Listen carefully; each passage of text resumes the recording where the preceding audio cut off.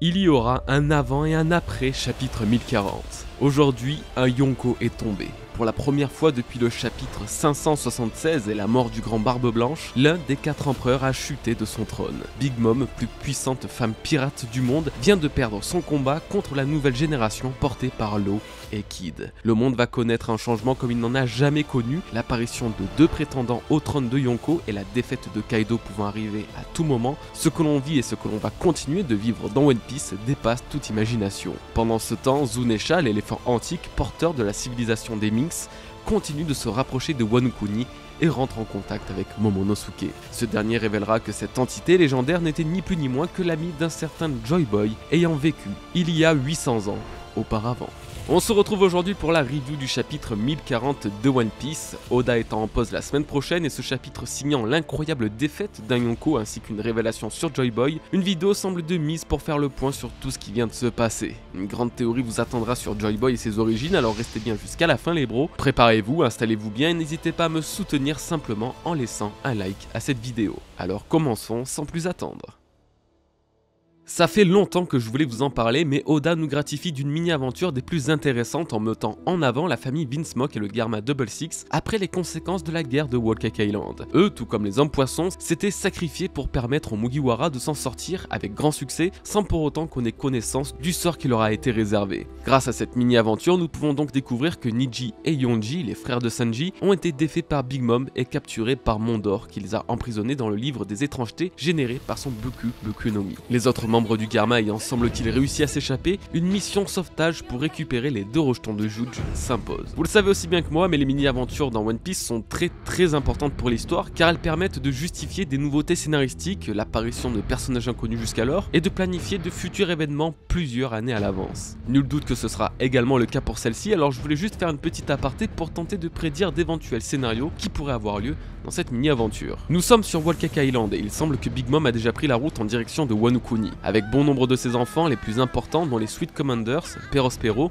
et même Flampé. Or, il manque Katakuri et cette mini-aventure portée sur le Garma servira à mon sens à remettre en avant ce dernier et l'impact qu'a eu sa défaite face à Luffy et la révélation de son visage à toute la population de Whole Cake. Sa réapparition pourrait alors avoir plusieurs objectifs comme par exemple une éventuelle alliance avec les Vinsmoke pour les libérer ou au contraire le voir défendre avec acharnement Whole Cake Island pour justifier sa future place d'empereur de l'île après la défaite de Big Mom sur Wano Kuni. Cette mini-aventure nous permettra également de voir quel sort Oda a réservé aux hommes poissons s'étant sacrifiés pour les Mugiwara et pour le coup une alliance avec les Vinsmoke est très largement probable afin que les 2 groupes s'en sortent en s'aidant mutuellement. Pedro est censé avoir péri, tout le monde le sait, mais c'est également ce qu'ont pensé de Pond, le père de Lola et Chiffon, qui est revenu à la vie dans la dernière mini-aventure de Capone Belge. Il se peut alors que, à mon plus grand regret effectivement, Pedro ait survécu à l'explosion censée l'avoir emporté et qu'il réapparaisse dans cette mini-aventure. Il y a quelques années, lors de l'apparition de Big Mom sur Wano Kuni, je vous avais dit que son absence de Whole Cake Island pourrait causer un grand trouble dans son royaume. La Yonko n'étant plus là pour le protéger, certains pirates, notamment le terrible Barbe Noire, pourraient y voir une opportunité de l'attaquer afin de s'emparer ni plus ni moins que de son Rod Poneglyph. L'une des 4 clés nécessaires à atteindre l'Aftel serait évidemment recherchée par Teach, profitant de la fragilité de Whole Cake pour récupérer le Rod Poneglyph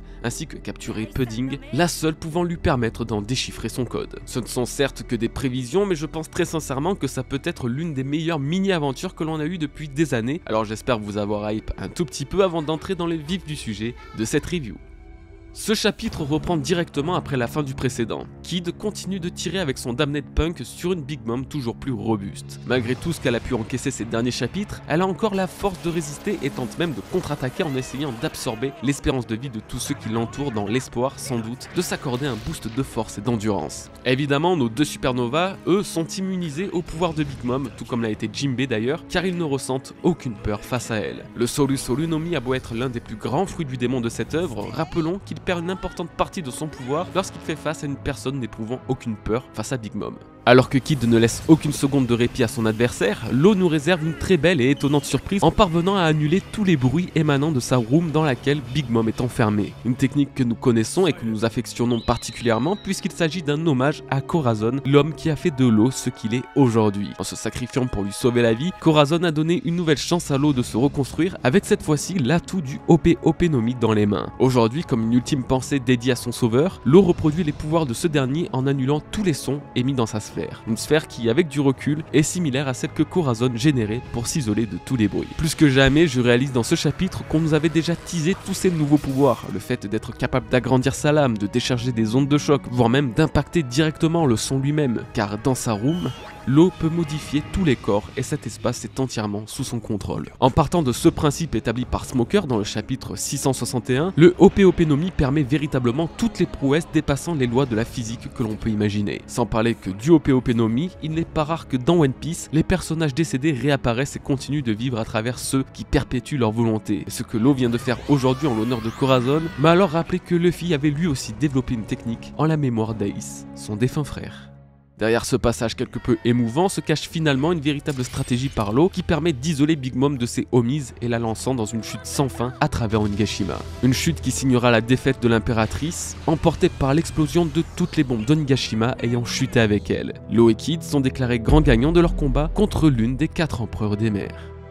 Aujourd'hui, nous pouvons ouvertement déclarer qu'il y aura effectivement un avant et un après chapitre 1040. C'est la première fois depuis le 8 mars 2010, soit presque 12 ans, l'équivalent de la moitié de l'existence de One Piece, qu'un empereur est défait. Il y a 12 ans, c'était le grand Edward Newgate, plus connu sous le nom de Barbe Blanche, qui avait péri dans la guerre de Marineford. C'est au chapitre 576 que pour la toute première fois, le règne d'un empereur se voit stoppé et que l'un des 4 plus puissants pirates des mers laisse la place de son trône. Aujourd'hui, Big Mom n'a peut-être pas subi le même destin et sans nul doute bien vivante, mais son statut de Yonko, lui, ne sera pas intact. Tout comme Crocodile, Gecko Moria ou même Doflamingo étaient vaincus par Luffy, ont vu leur titre de Shichibukai révoqué. Charlotte Nilin, en perdant dans cette guerre d'Onigashima, se verra automatiquement déchue du trône des empereurs du Nouveau Monde. Le gouvernement mondial étant présent pour attester de cet événement, nous pouvons donc officiellement déclarer qu'il n'y a désormais que 3 membres des empereurs du Nouveau Monde. Les pouvoirs mis en place depuis des siècles dans ces mers vont finir par être défaits, un par un. La guerre pour le trône fait rage. Barbe Noire et Doflamingo l'avaient annoncé, le monde allait se battre pour le trône et la guerre n'aurait comme finalité que celui capable de le revendiquer. La guerre pour le trône est une guerre pour le trône vacant de Marie-Joise, pour le trône des empereurs. Ça sera bientôt au tour du gouvernement, ce n'était que la première étape. Nous vivons un moment historique, comme rarement nous en avons vécu et après la défaite de Big Mom, celle de Kaido viendra. La chute de 2 empereurs en une seule guerre créera un cataclysme sans précédent. Si la disparition de Barbe Blanche avait déjà chamboulé le monde, celle de Big Mom et Kaido aura un impact indescriptible sur les mers. Mais reste à savoir ce qui va leur arriver.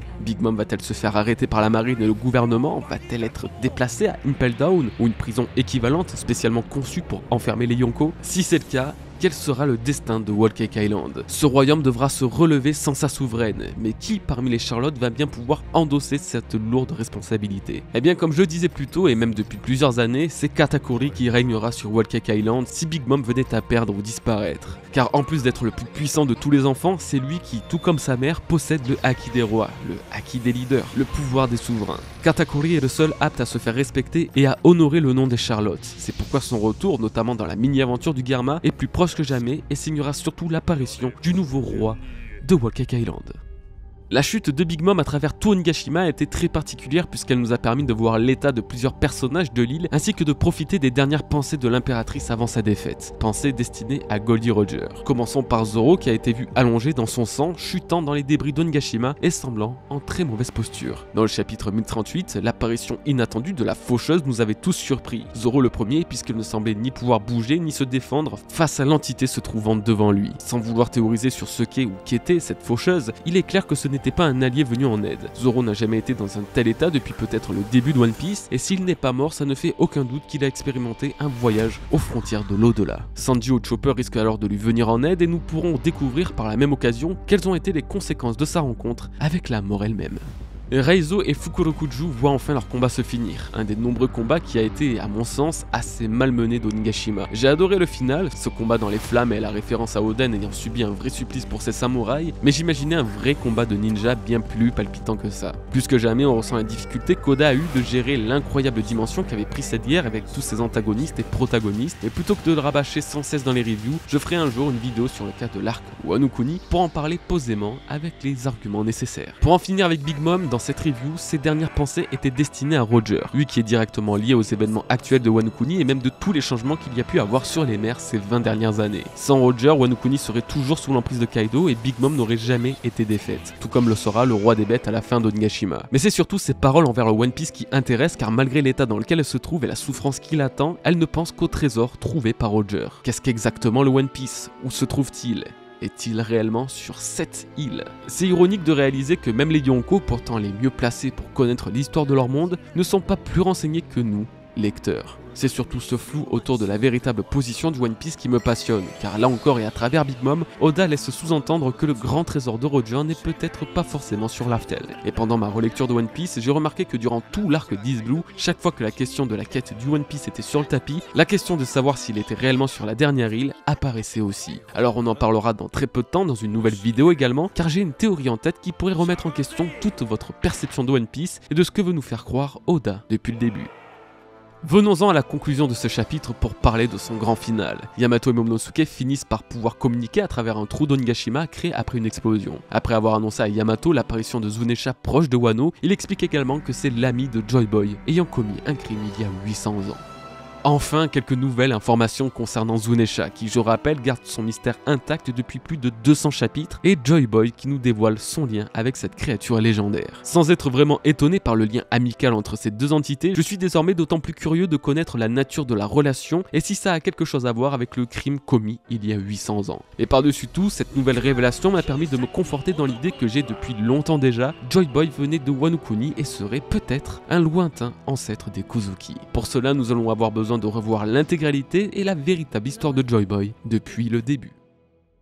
Il y a plus de 800 ans déjà, Joy Boy était un homme important de la surface d'après les hommes poissons. Il entretenait de très bonnes relations avec ces derniers et notamment avec la princesse sirène de l'époque. Le nom de cette ancienne princesse sirène n'était nul autre que Poséidon. Avec son aide et celle des rois des mers, Joy Boy avait fait la promesse d'utiliser le Noah, une promesse qu'il n'a malheureusement pas pu honorer et offrira à la princesse sirène une lettre d'excuse sous forme de poneglyphe. Au sein de la famille Ryugu, la légende transmise de génération en génération veut que quelqu'un réalisera le serment de Joy Boy à sa place. Ce jour est connu pour les hommes poissons et pour les rois des mers comme le jour du serment, et le Noah devra être prêt à ce moment-là pour compléter sa mission originale. Mais l'île des hommes poissons n'est pas le seul lieu où Joy Boy a été cité, puisque c'est sur Laftel, là où Roger a tout appris de la véritable histoire, que le nom de Joy Boy sortira de la bouche du nouveau roi des pirates, regrettant de ne pas être né à son époque. Une époque passée mais aussi future, puisqu'en rentrant de son voyage au bout du monde, Oden était déterminé à ouvrir les frontières de Wano Kuni pour le jour où Joy Boy apparaîtra et accomplira la destinée à laquelle il est lié. Joy Boy pouvant donc être à la fois un titre et une personne, c'est 800 ans après la mort de celui-ci que son esprit doit réapparaître pour accomplir la volonté de son destin et honorer la promesse faite à la princesse sirène. Aujourd'hui, 800 ans plus tard, l'être légendaire qu'est Zunesha, et ayant vécu pendant plus de 1000 ans, se révèle comme étant un partenaire, un ami, un nakama du Joy Boy d'autrefois. Toutes ces informations, aussi maigres soient-elles, nous les avons eues dans les quelques chapitres où Joy Boy a été mentionné. Le mystère le concernant reste entier, mais grâce à ces éléments, voici ma théorie complète sur ce que pourrait être la véritable origine du Joy Boy antique. Le Joy Boy d'il y a 800 ans viendrait de Wano Kuni. Il serait un lointain ancêtre de la famille Kozuki ayant vécu à l'époque du siècle oublié. C'est la raison pour laquelle il était en mesure à la fois de lire les poneglyphes, mais surtout de les tailler, comme il l'a fait pour la lettre d'excuse destinée à la princesse sirène d'il y a 800 ans. Car de tous ceux ayant vécu dans le passé ou dans le présent, c'est le clan Kozuki qui a mis au point et inventé les poneglyphes il y a de cela plus de 800 ans. C'est ce chapitre aujourd'hui qui en est le déclic.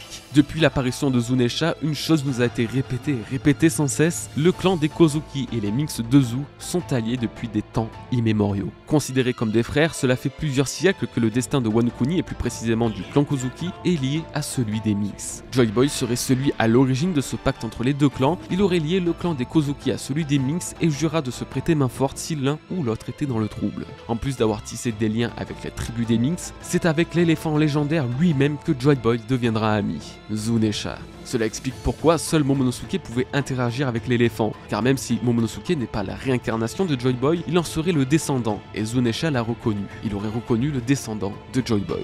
Mais ce n'est pas tout et nous pouvons aller encore plus loin. Oden l'a lui-même avoué. C'est le clan Kozuki qui a fermé les frontières de Wano Kuni il y a de ça plus de 800 ans, signifiant que si Joy Boy était vraiment à la tête de ce pays de son vivant, alors c'est bel et bien lui qui est à l'origine de l'isolement de Wano Kuni. Joy Boy aurait fermé le pays pour se protéger d'un immense pouvoir et l'isolement à Wano Wano Kuni l'a malheureusement contraint à ne pas pouvoir respecter la promesse qu'il avait faite à la princesse sirène de l'époque, expliquant ainsi la lettre d'excuse présente sur l'île des hommes poissons. S'il a fermé les frontières de Wano Kuni, c'était peut-être pour se protéger de Zunesha qui, malgré son lien d'amitié avec lui, aurait été contrôlé ou utilisé contre son gré. L'éléphant porteur de la civilisation des Minks serait alors à l'origine de la disparition de Joy Boy et serait plus tard connu comme étant le crime impardonnable qu'il a commis, le forçant à marcher pour l'éternité en espérant expier ses péchés. Seul Momonosuke ou même Luffy, qui serait la réincarnation du nouveau Joy Boy, serait capable de pardonner à Zunesha et ainsi le soulager de plusieurs siècles de châtiment, le forçant à errer sur les mers. Pour finir et avant de mourir, Joy Boy aurait créé 4 poneglyphes. Des poneglyphes à la couleur rouge indiquant la position du plus ancien et plus puissant royaume caché dans le monde. Pour protéger ces poneglyphes et l'emplacement de cette cité antique, Joy Boy aurait réparti les 4 stèles rouges dans les pays des gens en qui il avait le plus confiance, ses alliés. C'est pourquoi nous retrouvons aujourd'hui un Road Poneglyph sur Zou, et qu'un autre Road Poneglyph existait également sur l'île des hommes poissons avant d'être volé. Et bien sûr, le Road Poneglyph de Wano Kuni, le pays original de Joy Boy. Le dernier poneglyphe manquant et le dernier pays considéré comme allié de Joy Boy, lui, n'est cependant pas encore connu pour les lecteurs. L'origine du clan Kozuki, son lien avec Zunesha, l'histoire de Joy Boy et ses relations avec les Minks et les hommes poissons, tout pourrait s'expliquer grâce à cette théorie. Joy Boy était le personnage central de l'histoire du monde, d'il y a 800 ans, et aujourd'hui c'est Luffy qui a hérité de sa volonté de réunir les peuples. Que ce soit les Minks ou les hommes poissons, Luffy leur a également fait la promesse de les aider. Cette promesse daterait en réalité de plusieurs siècles et il s'apprête, sans le savoir, à réaliser une volonté antique qui changera la face du monde.